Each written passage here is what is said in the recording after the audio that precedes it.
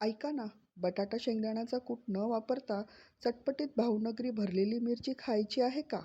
आहे ना? चला तर मग करूया आपण आपली आजची रेसिपी. हाय एव्हरीवन, मी विशाखा कुक्स या आपल्या यूट्यूब चॅनलमध्ये तुम्हा सगळ्यांचं अगदी मनपूर्वक स्वागत. इथे मी घेतलेल्या आहेत 5 ते 6 भावनगरी मिरच्या, जिचा आपण भजी करण्यासाठी सुद्धा वापर करतो. ह्या मिरच्या मी स्वच्छ धुवून व पुसून घेतल्या आहेत. आता ह्या मिरच्यांना आपल्याला उभी चीर देणार आहोत. जास्तीच्या बिया असतील तर त्या काढून टाकायच्या आहेत.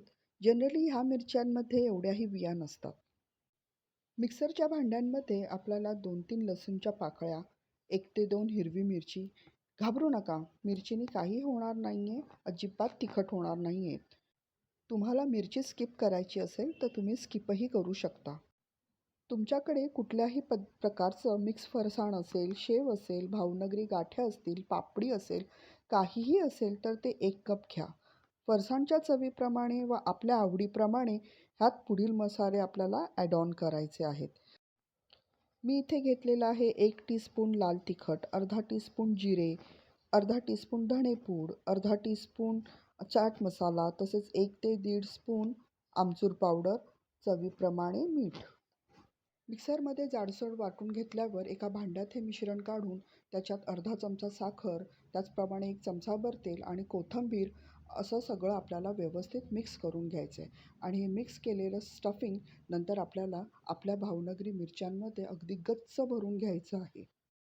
इथे आपलं थोडं सारण जास्त झालं आहे, काही हरकत नाही, आपण ते पुढे वापरूच. आता एका पॅनमध्ये थोडं जास्तीचं तेल घेऊन त्याच्यावर 2-3 लसणीच्या पाकळ्या ठेचून टाकायच्या आहेत आणि हळूवारपणे आपल्याला ह्या मिरच्या त्याच्यामध्ये सोडायच्या आहेत. मिरच्या तेलात सोडल्यावर त्यांना अजिबात हलवायचं नाही आहे. वर झाकण ठेवून हाय फ्लेमवर मिनिटभर किंवा 2 मिनटं छान मिरच्या शिजू द्यायच्या आहेत. झाकण काढून वाफ निघून गेली की आपल्याला मिरच्या परतवून घ्यायच्या आहेत आणि आपला उरलेला जो मसाला आहे, शिल्लक राहिलेलं जे सारण आहे, ते आपल्याला या मिरच्यांवरच घालून पुन्हा झाकण ठेवून मंद आचेवर ह्या मिरच्या 1 ते 2 मिनटं शिजवून द्यायच्या आहेत. साधारण आणखी 1 मिनिटभर वाफ दिल्यानंतर आपल्या ह्या मिरच्या तयार होतात.